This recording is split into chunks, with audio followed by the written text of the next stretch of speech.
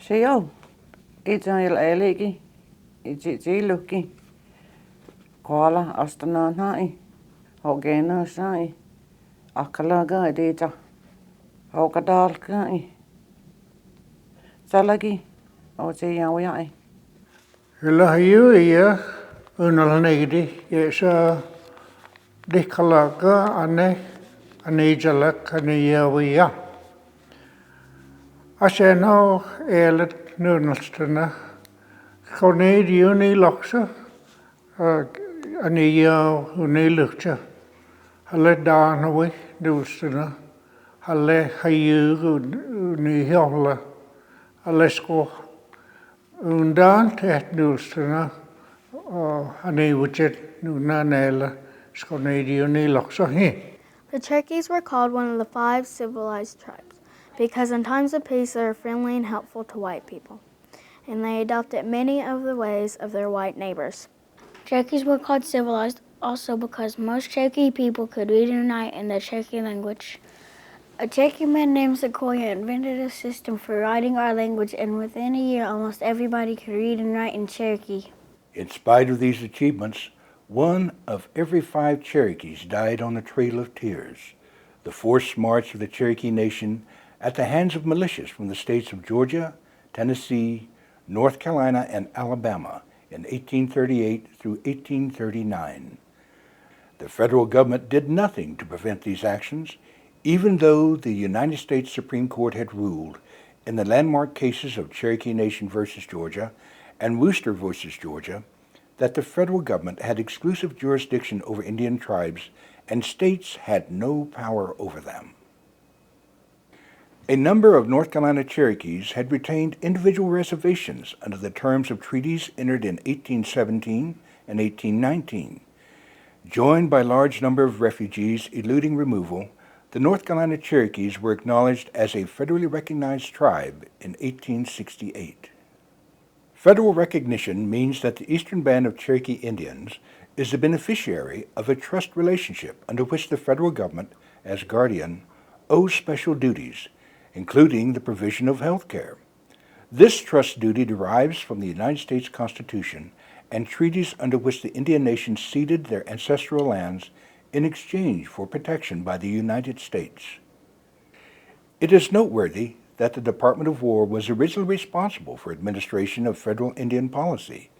In these early days, the federal government's interest in the health conditions of tribal communities amounted to little more than a need to know how many Indians had survived epidemics of communicable disease or armed conflicts that persisted along the vast western frontier. Treaty terms have been said by the United States Supreme Court to have established a relationship resembling that between guardian and ward. The court has also deemed Congress to have exclusive, unlimited authority regarding the federal Indian trust relationship. Having been legally defined to be wards of the government, responsibility for fulfillment of the trust duty was transferred in 1849 to the Department of Interior. In 1970, President Richard Nixon acknowledged the dire socio-economic conditions created as side effects of federal Indian policy. Nixon's special message on Indian affairs heralded the adoption of Indian self-determination policy, which charged Congress with the mission of authorizing tribes to assume a leadership role in the administration of federally funded Indian programs. Indian self-determination, which has been endorsed by every United States president since Nixon, and in the intervening years has been codified into law, now requires that tribes be consulted prior to changes in Indian policy and provides for almost absolute tribal control of Indian programs and services. Public Law 93-638, the Indian Self-Determination and Education Assistance Act of 1975, provides that federally recognized tribes may contract with the federal government to operate federally funded programs. Public Law 94-437, the Indian Healthcare Improvement Act of 1976, transferred Indian health care to the Department of Health and Human Services and allowed for intergovernmental compacts under which tribes may assume responsibility for management of their health care facilities. Though it might be said that members of federally recognized Indian tribes are the only group qualified at birth for federally funded health care services, the actual health care need tribes present has never been provided adequate federal funding. This is so because the legislation through which Congress originally assumed responsibility for Indian health care, the Snyder Act of 1921, was left unfunded, meaning Indian health care appropriations must be reauthorized annually. Indian Health Care Services is not an entitlement program and historically has always been funded at disproportionately lower levels than federal health care entitlement programs. In fact, of all populations for which the federal government provides health care, tribes get the smallest appropriation. Indeed, federal prisons receive almost twice the funding per capita provided to the Indian Health Service.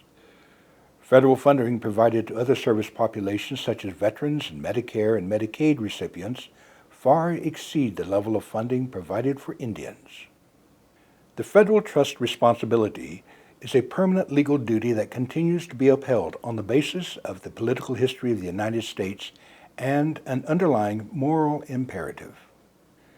The federal government has in fact stated that the Indian trust responsibility endures irrespective of the economic improvements achieved by tribal governments through gaming revenues. In Broken Promises, a special report on Indian health care published in 2004, the United States Commission on Civil Rights rejected conjecture that gaming revenues would ever supplant the need for federal health care funds.